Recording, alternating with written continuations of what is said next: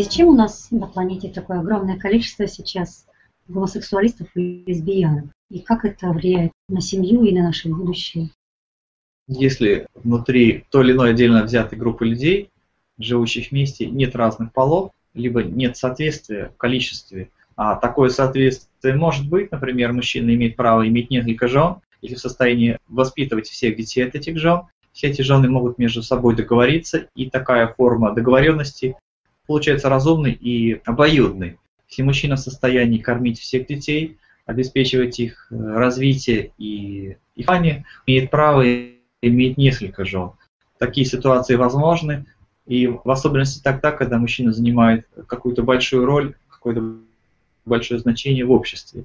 В плане женщины такое является, поскольку женщина не может смешивать в себе семя двух мужчин, при этом идет неправильное формирование некоторых основ, некоторых правил. С другой стороны, те интересы, которые есть у женщины, могут вполне удовлетворяться в том случае, когда мужчина имеет несколько жен, но только в том случае, если его потенциал достаточен для того, чтобы дать всем этим женщинам и всей семье, которая является целым образованием, весь тот потенциал, который необходим для развития.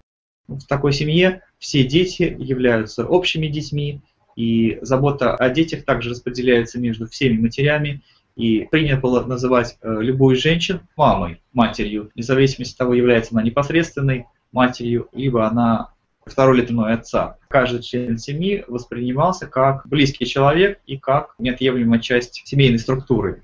Если нарушается закон отношений и мужское место занимает женщина, либо наоборот женское место занимает мужчина, то идет процесс деградации сознания и на уровне ДНК, на уровне структурных и основополагающих энергий, генетически определенные ошибки и определенные деформации, которые ведут к тому, что мужчина вырождается как мужчина, а женщина вырождается как женщина. То есть они не могут выполнять полноценные функции, они не могут формировать в своих потомствах те естественные качества, которые помогут их детям развиваться. В любом случае, в семье, в которой место мужчины занимает женщина, либо место женщины занимает мужчина, дети будут страдать, и их интересы будут в той или иной степени игнорироваться, в той или иной степени будут не выполнены. В вашем обществе, точнее в обществе некоторых государств, интересы семьи ставятся не на первое место, интересы рода тоже ставятся не на первое место, а в этом случае неизбежна деградация культуры народа в целом, и само выживание ставится под угрозу.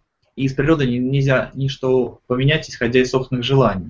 Природой все механизмы, все качества и взаимоотношения были отточены до мельчайших деталей. И пытаться влезть в структуру природы со своими желаниями, это все равно, что попытаться заменить кровь внутри организма какой-либо другой жидкостью, которая кажется для этого более подходящей. В 99 случаях из 100 это приведет к смерти, либо генетической деградации. А в последнем случае ситуация, скорее всего, станет неконтролируемой. Вот в том 1%, когда возможно выживание. Женщина не может сформировать в ребенке определенных качеств, если у нее в это время не существует правильных отношений с мужчиной. Это связано с тем, что она получает определенные энергии, определенный потенциал именно от мужчины. И переработав этот потенциал в нужном качестве может передать детям ту энергию, которая им необходима для развития. Нечто подобное происходит и с мужчиной. Если он не получает определенные качества и определенные возможности от женщины, часть его потенциала остается невыраженной. Например, это связано с сексуальностью. И у него есть склонность выполнять некоторые функции, которые нужно выполнять в семье. Он пытается перенести эти функции на общение с обществом, и то, что должно быть выполнено природой, начинает выполняться на уровне механических поступков. Есть те законы природы, которые говорят о том, что есть тот диапазон отношений, которые могут выполняться только в узко замкнутом кругу. Если вы выходите из законов природы, из правильного круга взаимоотношений, вы теряете возможности и теряете определенные качества.